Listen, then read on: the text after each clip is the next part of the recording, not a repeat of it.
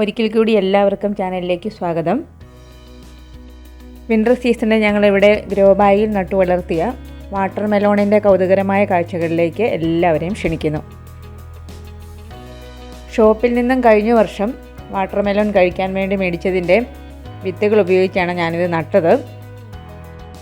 വിത്തുകളെല്ലാം മുളച്ച് കിട്ടിയിരുന്നെങ്കിലും പക്ഷികളുടെ ശല്യവും പിന്നെ മറ്റു കാരണങ്ങളും കൊണ്ടും കുറച്ച് തൈകൾ നഷ്ടപ്പെടുകയുണ്ടായി.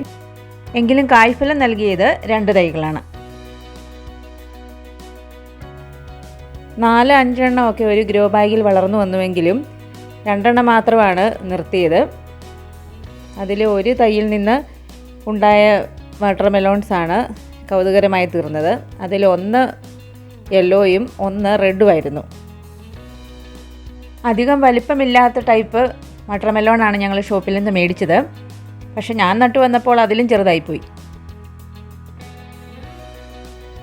ഗ്രോ ബാഗുകളിൽ അധികം ഡീപ്പായിട്ടുള്ള മണ്ണൊന്നും ഉണ്ടായിരുന്നില്ല. അതുകൊണ്ട് തന്നെ ആകണം വാട്ടർ മെലോണിനും അത്രയധികം വലിപ്പമൊന്നും ഉണ്ടായിരുന്നില്ല. വലിപ്പം കുറവായിരുന്നുവെങ്കിലും പഴുത്ത് മുറിച്ച് നോക്കിയപ്പോൾ വളരെയധികം ടേസ്റ്റി ആയിട്ടാണ് കിട്ടിയത്.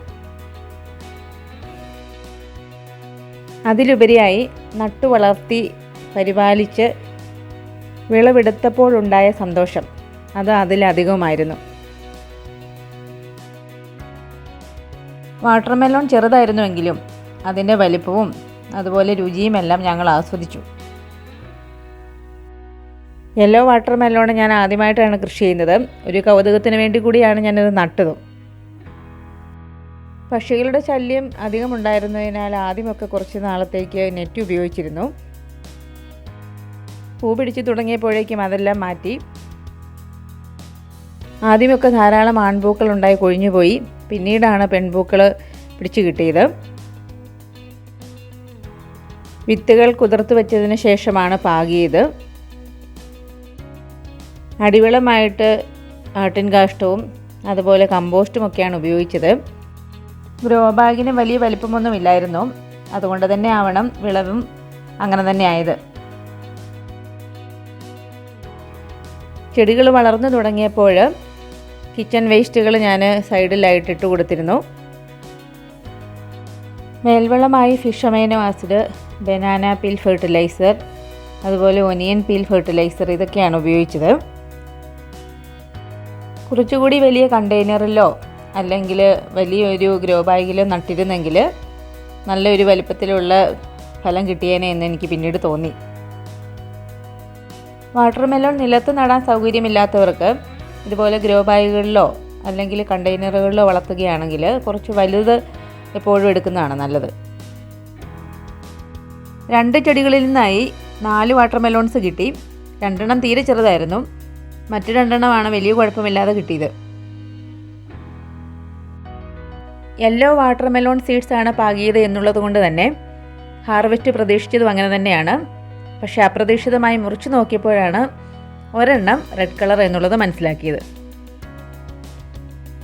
അതെന്തായാലും എല്ലാവർക്കും ഒരു കൗതുകവുമായി. ക്രോസ് പോളിനേഷൻ ആവാം കാരണം. നല്ല മധുരമുണ്ടായിരുന്നുവെങ്കിലും കുറച്ചുകൂടി മൂപ്പുണ്ടായിരുന്നുവെങ്കിൽ നന്നായിരുന്നു എന്ന് തോന്നി.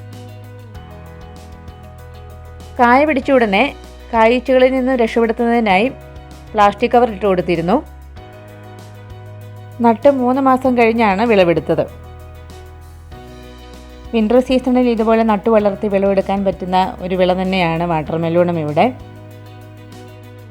കൂടുതൽ ബ്രാഞ്ചുകൾ ഉണ്ടാകുന്നതിന് വേണ്ടി ഇടയ്ക്കൊന്ന് തലഭാഗം ഒന്ന് നുള്ളിക്കൊടുത്തിരുന്നു.